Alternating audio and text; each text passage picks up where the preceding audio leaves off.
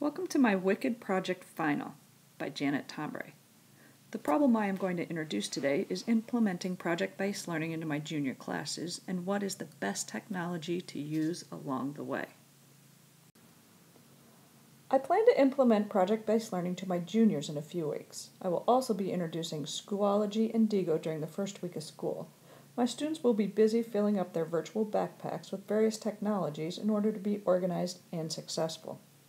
The success of project-based learning in my classroom will be in every student using Schoology, Digo, and possibly iPad apps to create, research, and then present various projects. First of all, Schoology. I was introduced to Schoology at the end of last year and found it very interesting.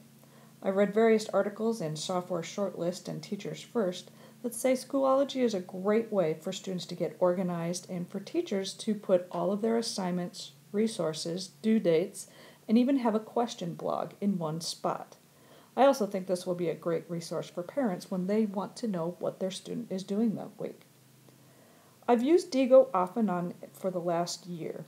The more I use it, the more I like it. I've also read a couple of articles and blogs, especially in EduBlogger, and using Digo's in a classroom article, that say Digo is a great way to get students thinking about their research.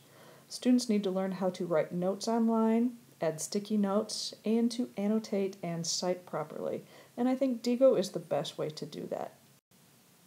I love using iPad apps in the classroom.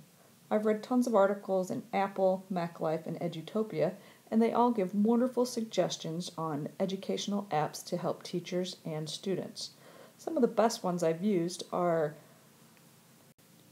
Notability, Prezi, Explain Everything, even Schoology and Digo are on the iPad app. So with Schoology and Digo, Digo on the iPad, and Schoology on the iPad, I think that makes a very successful classroom. I find that students are not very organized when it comes to their virtual world, or when starting large projects.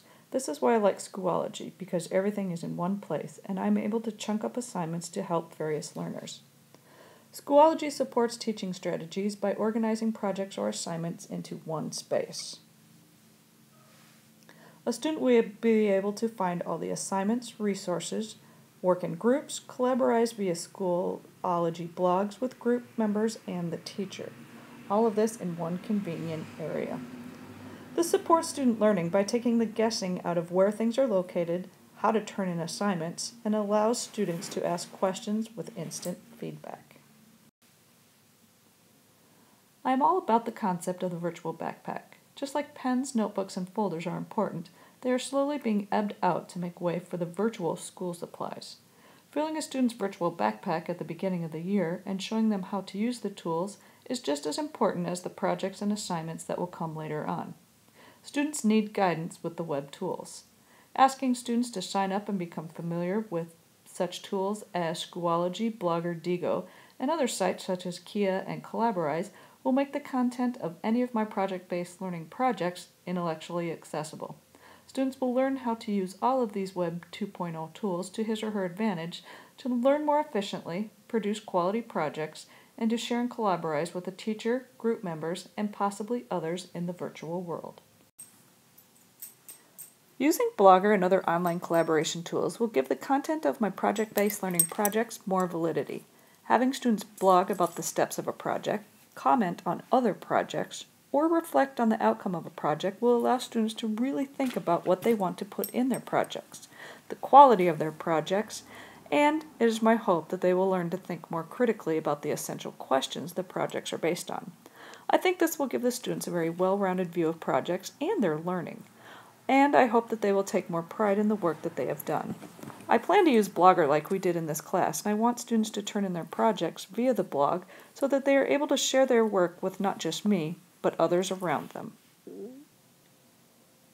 My project-based learning projects will be based on literature, articles, and most importantly, student-driven research. It is my hope that by giving students choices in the content of these projects, they will be more excited, or at least more curious to go more in depth with their topics. Digo is my way of helping them organize resources, tag resources so they don't lose them, and write notes to themselves about the articles, all to help them answer the project-based learning essential questions. I think this will also eliminate plagiarism if they know they have to share their resources with me.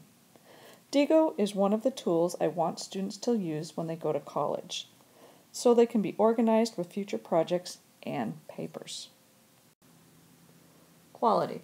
That is what I'm striving for in my students' projects. I don't want the thrown together dull PowerPoint. I want students to expand their presentations and to learn new tools, all in all, hopefully expanding their critical thinking skills. Giving students choice in how they present is important because I believe it allows the students to become more vested in his or her projects.